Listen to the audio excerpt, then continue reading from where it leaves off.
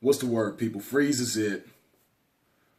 Coming at you once again about this whole Dr. Umar situation.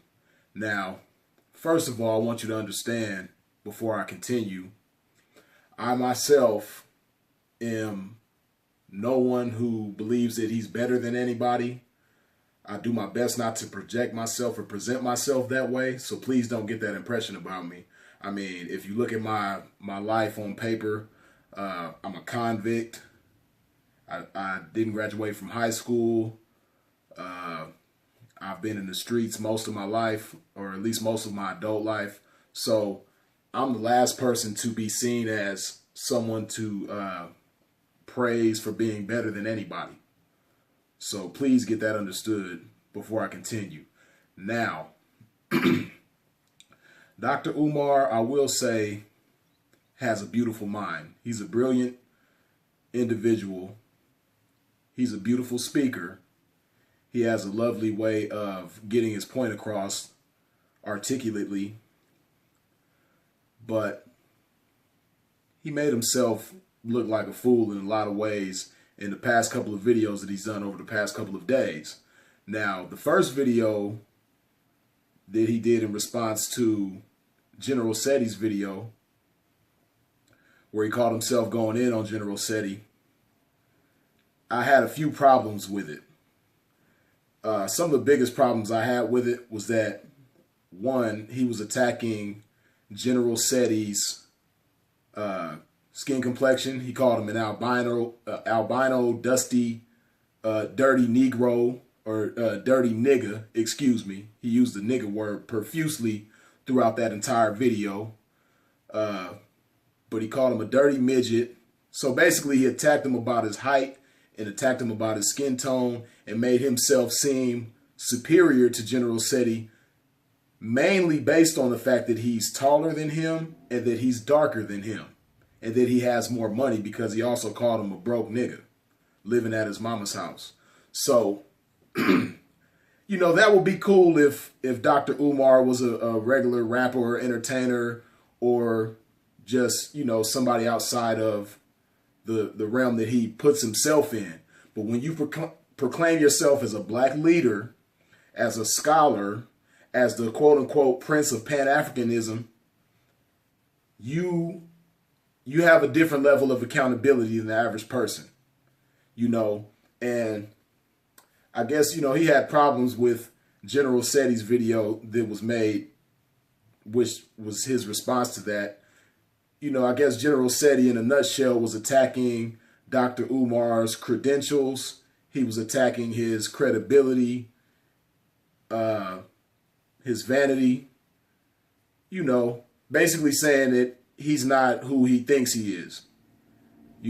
Now, if Dr. Umar genuinely was who he portrays himself, to be, then what he could have done, instead of attacking General Seti's looks or height or financial status, he could have responded, okay, well, you doubt my credentials. Well, here's my credentials right here. I've done A, B, C, X, Y, Z. So that would shut that down. That would shut that argument down.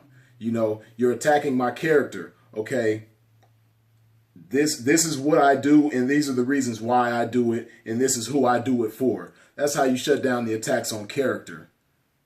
You're attacking my leadership. Okay, these are the things that make me a valid leader. This is how someone who is a leader would have addressed those issues. But I'm going to get into that in a minute, as to why he's not somebody that should call himself a leader. He's just really not. He lacks all characteristics of a leader. But I'm going to get into that in a minute. So he called himself making an apology video, and I had a few problems with that as well. And honestly, I have more problems, or bigger problems, with the apology video than the initial video, in which he made himself look like a fool. You dig? The apology video, he comes in, and within this supposed apology, he's immediately justifying himself. He's immediately putting blame on others for his own actions. You know, he said that the video was a response to an attack that was made on him. So that's justification there. And then you might say that's not justification. But whenever somebody starts a quote unquote apology and they say, I had the right to, because that's what he said. Although I had the right to respond, I shouldn't have responded like that. The right to respond goes without saying, but that's, you know, in my eyes, that's justification. When you're wrong, you just say you're wrong. You know what? I did that. You know, there's no justification for it. It's nobody else's fault. It's my fault alone. I did that. And especially as somebody who calls himself a leader of the black community, that's how you come to the black community. You know what? It's nobody's fault. It's not your fault. I'm not going to blame you, black community, like he did. But what he should have done is, I'm not going to blame you. I'm not going to blame that gentleman for what he said about me or what he did to me. It's my fault alone, and I apologize for that sincerely.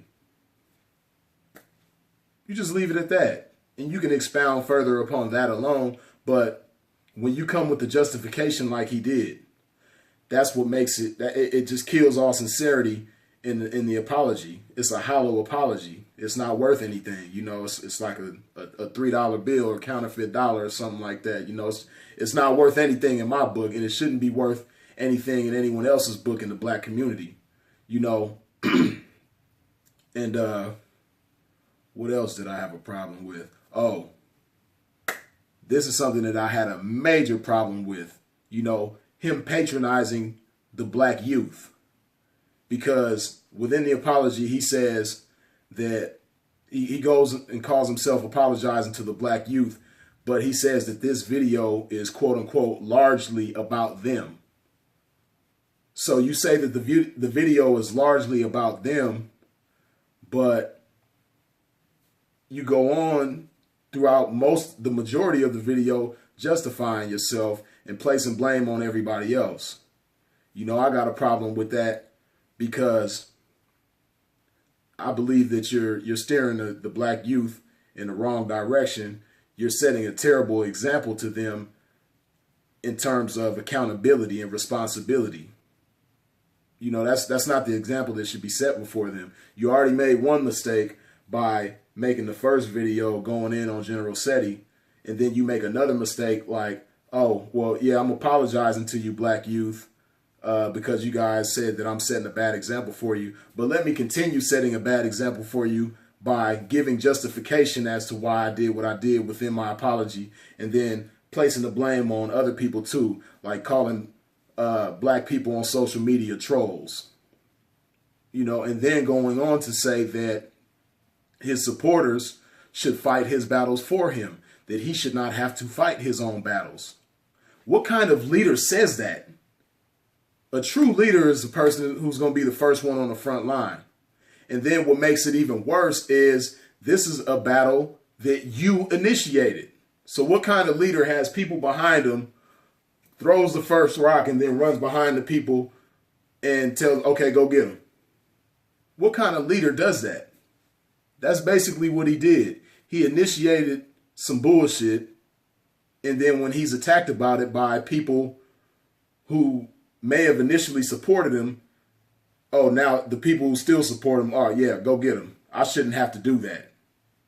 Because of all the great works that I've done, I shouldn't have to, you know, when I start some shit with somebody, I shouldn't have to finish it because I've done so many great works for the black people. That's a bunch of bullshit, you know, and I did a little bit of research on Dr. Umar today, and I see that he's had issues with Dr. Boyce Watkins and some other people. There were some people who were attempting to save St. Paul's, historically black college in Virginia, and he got mixed up in something with them. You can research it yourself to find out the details, but basically they had a problem with him about his whole agenda and getting involved in that situation and his intentions. Then there's other people who had problems with him about, you know, the school that he's supposed to be starting, that I guess he's supposed to have been starting a while ago. But, you know, I guess people who donated to get his school started, you know, I guess so long went by and they didn't see any action, and they don't have any details as to, you know, what's going on. And, you know, as people donating their money should have the right to know, you know, they question like, okay, well, what's going on? You know, what's the plan? What's the business plan? Do we have any projections? You know, what's this, what's that? And those people were met with conflict. Those people were met with insults, you know, and those are just things that are just, you know, contrary to leadership. And I know a lot of people defend Dr. Umar, and even the people who had a problem with him, they were being nice about it. Like, oh, well, you know, he's still a brilliant man. He's still an excellent speaker. He's still done all these great things for the community. But, you know, I have a problem with him about this, but, you know, he's still a great this, that, and the third. You know, everybody's being too nice. And I guess, you know, Freeze as a street nigga, I'll be the one to say, you full of shit, homie. I'm not going for it. You know, because I'm not the average person. I'm not the average zombie who's just gonna follow along with anything without scrutinizing it, without questioning it, without knowing the ins and outs of something. You know, I like to know details about things that I support, and it's hard for me to genuinely support something that I'm in the dark about, that I'm in the blind about. You dig? And a big problem that I have with Dr. Umar is that he's a very vain individual, and he has selfish intentions and ulterior motives in everything that he does, from what I see. You know, and the proof of that was those rants in the videos. See, you got to understand, people are like, oh, well, he was just upset and he just acted the best way that he thought of at the time, this, that, and the third. What you got to keep in mind is that there are two main times when people tell the truth: when they're intoxicated and when they're angry. You're never going to find a more honest person than an angry person or an intoxicated person. In this case, Dr. Umar, I don't even like calling him doctor because he doesn't even carry himself as a professional. I'm going to call him Umar. But Umar, you know, he, in this case, was angry. He was intoxicated with anger. So, I mean, you tell me in the comments section, when do you know of anybody who's angry and dishonest at the same time? Like me, myself, I'm 35 years old. I can't think of anybody who was this angry and honest at the same time. Even myself. You know, I've gotten upset and said things that I shouldn't have said in my anger. But, you know, I don't recall times where I was angry and lying at the same time. You know? And so when he calls people trifling, you know, black people who basically call him into question, you know, question his actions and things like that, they have to be trifling trolls on the internet who are trying to capitalize and gain attention off of him. You know, he says that. Now he calls black people trifling, but then, you know, he might come back later on and say that they're not trifling, that he said that because he was mad, but his actions support that. You know, because if you have people donating to a cause, and then when they want to know details about what they're donating to, and you get angry with them and insult them and call them names and this, that, and the third, you're proving through your actions that you believe those people are trifling, that you believe that they're less than, and that they don't deserve any explanation because you're Dr. Umar Johnson, the Prince of Pan-Africanism and all this bullshit. You know, don't question me. You don't have the right to know. When that's some bullshit. You know, true leaders understand that leadership is about service. You know, he always tries to put himself in the same light as a Frederick Douglass, a Marcus Garvey, a Dr. Martin Luther King, a Malcolm X, so on and so forth. But one thing that he fails to keep in mind, a major difference between him and those individuals that I just named, is that they were about service. They were about their people. They weren't about themselves.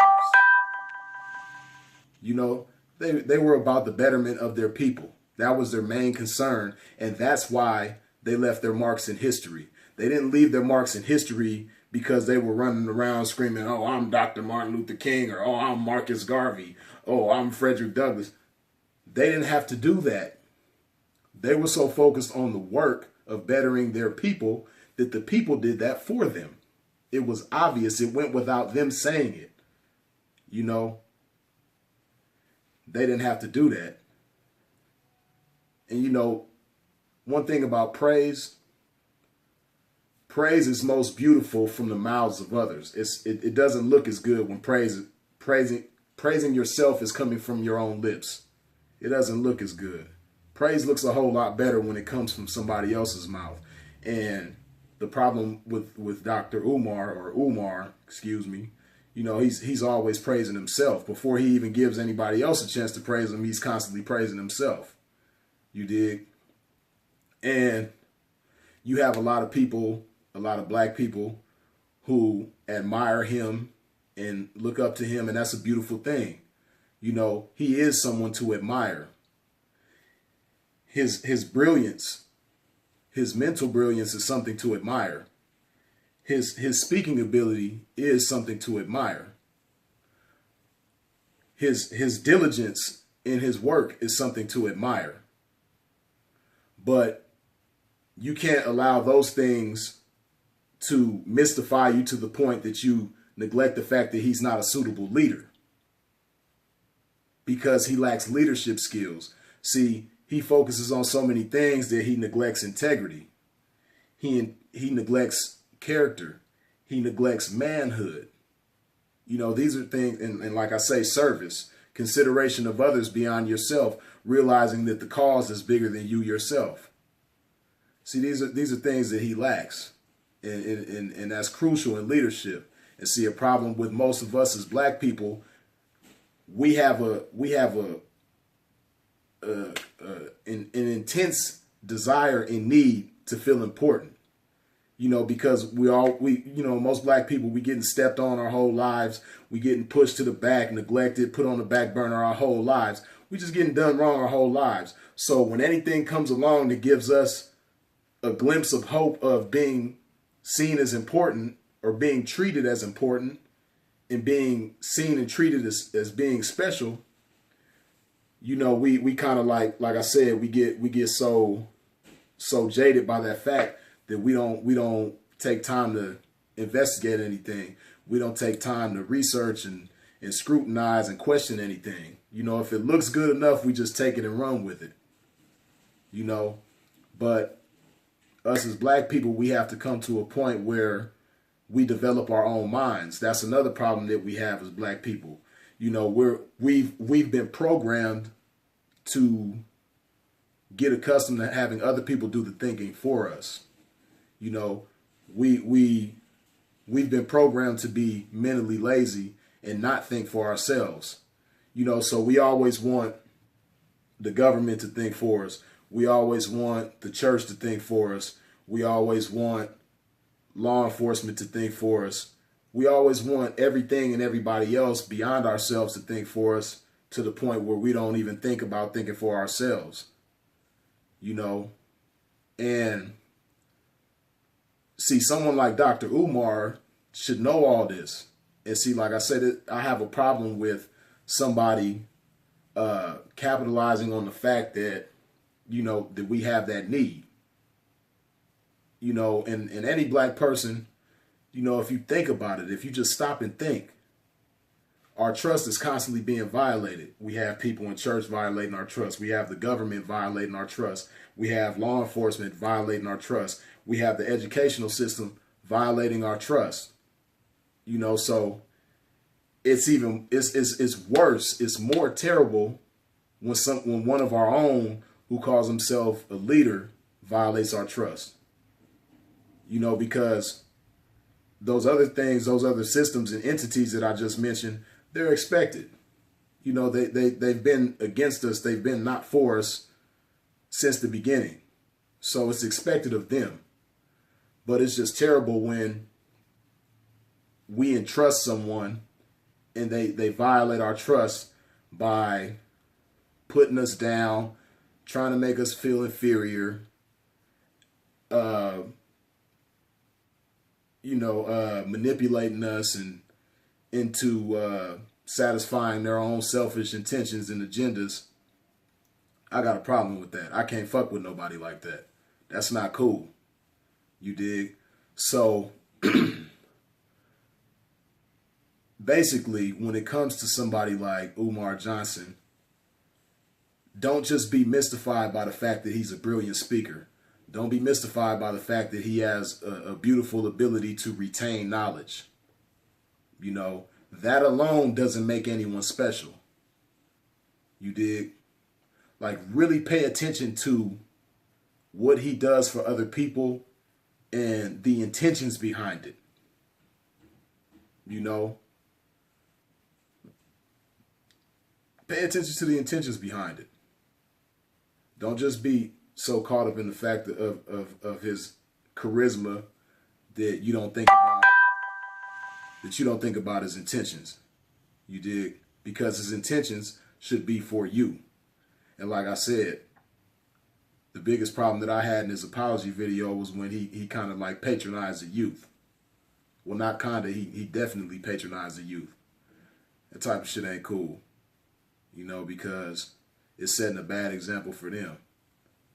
It's setting a bad example for them as to what leadership is, as to what character is, as to what integrity is, as to what manhood is. You know, as to what blackness is, period. It's just not cool. So